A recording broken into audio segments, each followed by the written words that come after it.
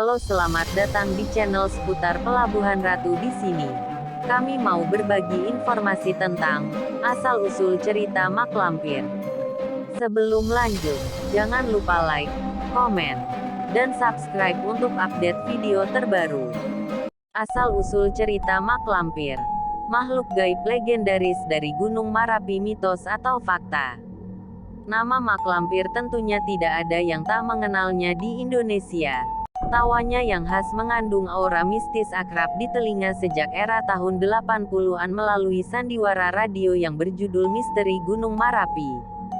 Kisah Mak Lampir yang beredar dari cerita radio itu kemudian diadaptasi ke layar lebar di era tahun 90-an dengan judul Perempuan Berambut Api dan Cambuk Api.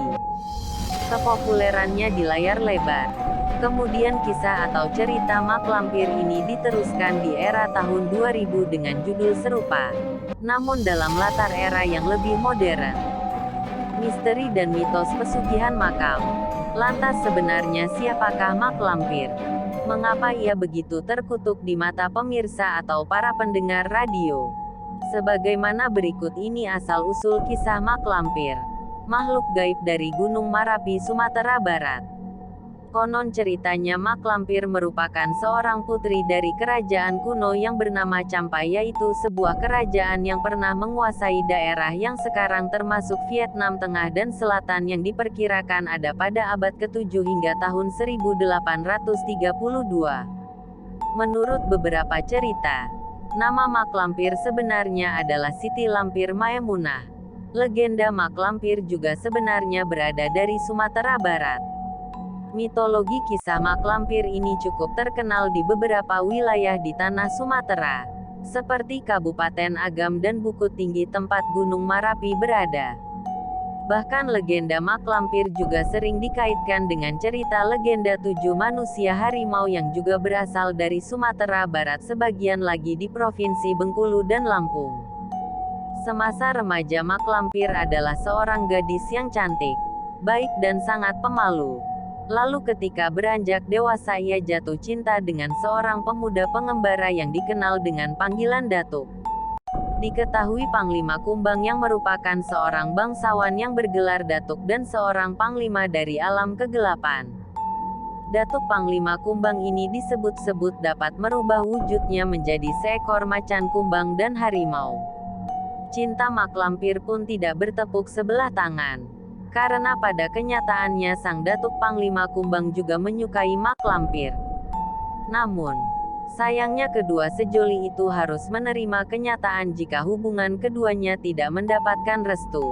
Karena pihak kerajaan Champa mengetahui sang Datuk Panglima Kumbang ini berasal dari kaum siluman.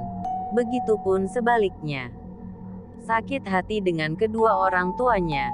Kemudian Mak Lampir memutuskan untuk melarikan diri dan menyepi di kaki Gunung Marapi. Kemudian Mak Lampir bertapa agar bisa masuk ke alam siluman dan menemukan pujaan hatinya Datuk Panglima Kumbang. Tapi sayang, upaya Mak Lampir tidak membuahkan hasil. Di mana dalam bertapanya itu Mak Lampir bertemu dengan seorang pertapa lain yang akhirnya menjadi gurunya. Dari situlah Mak Lampir menjadi seorang wanita yang sangat sakti. Diketahui guru Mak Lampir itu bernama Nenek Cerintil yang bisa dibilang cukup sakti mandraguna dari aliran hitam anggrek jingga. Dikisahkan bahwa Nenek Cerintil ini adalah seorang pertapa yang berasal dari Pulau Jawa yang memuja Bathara Kala. Bathara Kala adalah sosok dewa yang simbolkan sebagai raksasa yang berwajah sangat menyeramkan.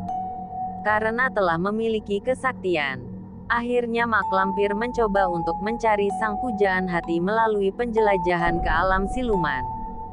Hingga pada suatu hari, Mak Lampir mendapat kabar bahwa Datuk Panglima Kumbang tewas dalam sebuah pertempuran. Ketika mendengar kabar tersebut hancur sudah hati Mak Lampir. Namun dengan kesetiaannya Nenek Cerintil kemudian membekali Mak Lampir dengan sebuah ilmu yang mampu membangkitkan kaum siluman yang telah mati. Hanya saja kecantikan Mak Lampir harus menjadi timbalnya.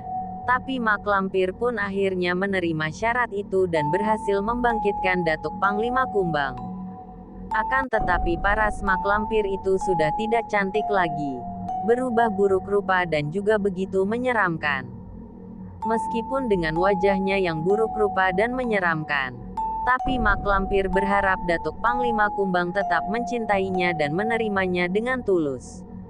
Tapi apa yang terjadi malah sebaliknya, di mana pengorbanan yang dilakukan mak lampir malah bertepuk sebelah tangan.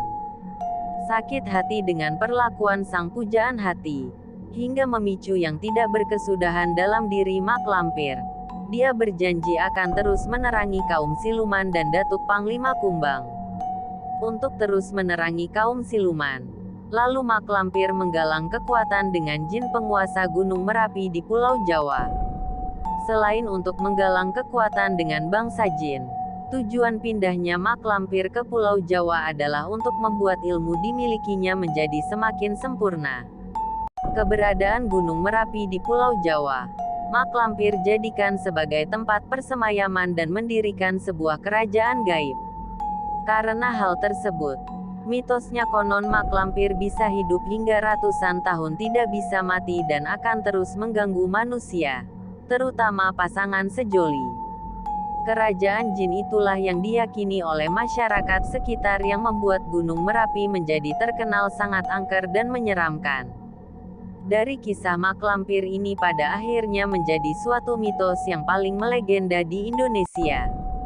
Punya kekuatan gaib, inilah misteri dan mitos pusaka bambu petuk. Sudah banyak cerita-cerita yang berhubungan dengan kisah mak lampir yang dibuat film.